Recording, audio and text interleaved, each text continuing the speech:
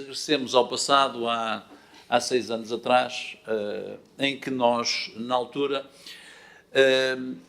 a partir do momento em que resolvemos internalizar as atividades do Teatro Municipal e desenvolver um conjunto de outras atividades pertinentes, avaliamos a possibilidade de utilizar a Porto Lazer como empresa que, para além daquilo que vinha fazendo, que era a animação e o desporto, pudesse vir também a acumular as atividades culturais pertinentes do município, atividades essas que não podem ser bem realizadas internamente, como já muitas vezes foi explicado, e, portanto, dispenso-me dessa explicação, desde logo por causa da questão dos recursos humanos, como bem sabemos, e também da contratação, nomeadamente de espetáculos estrangeiros, que são praticamente impossíveis de ser contratados pelos municípios. Chegamos à conclusão, nessa altura, que essa hipótese não era viável. E não era viável porquê? Porque, no âmbito dos rácios das empresas, das empresas municipais, com as quais, aliás, eu concordo, havia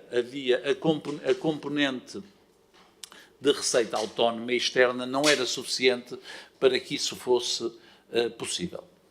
A partir do momento, em determinada altura, como se recordam, surgiu uma nova legislação que isentava as empresas municipais de cultura desses rácios. E então, foi nessa altura que, há 2 anos atrás, sensivelmente, fim do último mandato, se tentou o processo da criação de uma empresa municipal de cultura que, de alguma maneira, viesse a suprir esta carência que, genericamente, toda a gente reconhecia. Sucede que esse processo, que acabou por passar por Câmara e Assembleia Municipal, acabou por não prevalecer pelo entendimento feito pelo Tribunal de Contas de que essa legislação só se aplicava às empresas pré-existentes. No final do ano passado, entendeu o Governo, no âmbito da Lei do Orçamento de Estado, fazer uma alteração à lei. A alteração à lei o que é que dizia? Dizia que, por um lado, isto se aplicava às empresas pré-existentes, mas ainda tinha uma outra vantagem. Além da questão das empresas da parte da cultura, alargava também o âmbito à parte da atividade do desporto.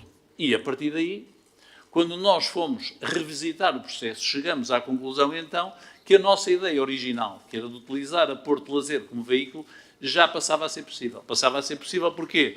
Porque as atividades principais da empresa, sendo cultura e desporto, podiam ser realizadas pela empresa, sendo que a receita própria ou a receita autónoma da empresa já não contava para os rácios e, portanto, começamos a montar aquilo que, no fundo, tinha sido a nossa ideia original. Aquilo que nós pretendemos, portanto, com a empresa, com a alteração de nome e a alteração estatutária que propomos, é manter aquelas que são as suas atividades que ela tem vindo a desenvolver, ou seja, no âmbito do entretenimento e no âmbito alargado do desporto, a área que temos vindo, de facto, a alargar competências, mas, fundamentalmente, também passar a ter aquelas atividades que hoje estão no pelour, algumas atividades que hoje estão no pelour da cultura e que nós entendemos que mais bem podem ser executadas no âmbito de uma empresa municipal. Estamos a falar, naturalmente, dos teatros e estamos a falar de um conjunto de outros projetos especiais que conhecem bem, como é o caso do Cultura em Expansão, apenas para dar um exemplo, e há outras atividades que pretendemos transferir para lá. Do ponto de vista dos princípios, não há dúvida nenhuma que nós acompanhamos esta proposta. Isto é, nós não fazemos parte dos grupos políticos que existem na nossa cidade e até tiveram muito poder na nossa cidade, que acham a cultura um adorno excessivamente caro. Nós, ao contrário, achamos que o que faz sentido numa sociedade é mesmo investir na área do desporto, naturalmente, e também na área da cultura, e que isso é importantíssimo, que isso faz parte de uma ideia de sociedade e de uma ideia de coesão social sem a qual o Porto não poderá progredir. Do ponto de vista macro, temos uma outra dúvida, que às vezes não devia ser ponderada a transferência dos museus municipais também para esta área da cultura. Há uma componente programática daquilo que são, se quiserem, as exposições temporárias e a atividade cultural pertinente na rede de museus municipais que temos vindo e que vamos alargar. Coisa diferente é a questão mais patrimonial e museológica desses equipamentos em que nós entendemos que faria sentido, ou seja, o que é que nós entendemos? Que não havia razão que justificasse estar a transferir isto para a empresa municipal. Até porque, como o Sr. Vereador sabe, há aqui depois uma questão de recursos humanos. E quando eu falo em recursos humanos é que enquanto nós no teatro não temos a possibilidade de contratualizar os recursos humanos especializados que precisamos, e temos vindo a fazer isto externamente, e estamos a internalizar isto através de uma empresa municipal, já nos museus temos a rede suficiente e admitimos que essas pessoas, muitas delas trabalham na Câmara há muito tempo, oferecessem aqui alguma resistência. E, portanto, nós ponderamos esta coisa e entendemos que há, se quiserem, duas atividades. A atividade da manutenção do museu e das nossas coleções. Questão diferente é a questão de tudo aquilo que nós pretendemos fazer em termos temporários nos museus, ou seja, a animação cultural dos museus. O PSD já manifestou aqui mais que uma vez a sua concordância com esta solução organizativa de associar a cultura e o desporto numa única empresa e, portanto, nós estamos de acordo com o princípio, estamos de acordo com o modelo organizativo, o que não quer dizer que não tenhamos questões quanto a este contrato de programa que nos está aqui a propor. A minha questão é esta. Pelo que eu percebi dos documentos, não sei se me escapou alguma coisa, há 46 funcionários que transitarão da Câmara Municipal do Porto. O que significa, se esses 46 somarmos aos 87 que existiam no final de 2017, haverá um aumento de 94 funcionários que são contratados externamente. Essa é a minha pergunta. Portanto, a diferença entre os 133 e os 133 são os 87 que existiam no final de 2017, mais os 46 que é dito que transitam da Câmara.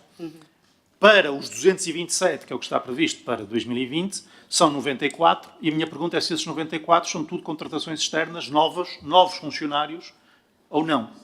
Neste momento, ou aquilo que se prevê em termos de recursos humanos necessários para a Ágora, para o ano 2019, são 224 colaboradores.